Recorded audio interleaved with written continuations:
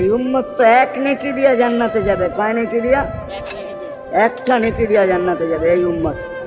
অন্য উম্মতের কথা জানি না আমি, এই উম্মত এক নেকি দিয়া জান্নাতে যাবে। নবীর একটা আদর্শের কারণে জান্নাতে যাবে। সিরত মানি আদর্শ, আর এটা আমরা কদমে কদমে মুহতাজ।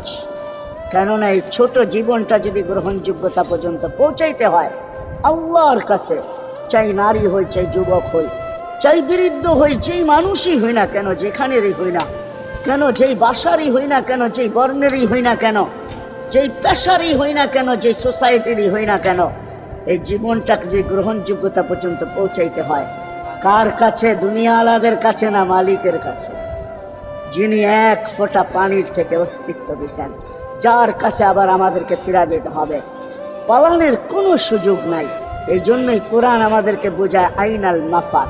আল্লাহ বলতেছে কোথায় ভাগবে তুমি, বলো কোথায় ভাগবে? কবির কথাই সত্য, যদিও নাকি পালাও তুমি আকাশেতে লাগিয়ে সিঁড়ি।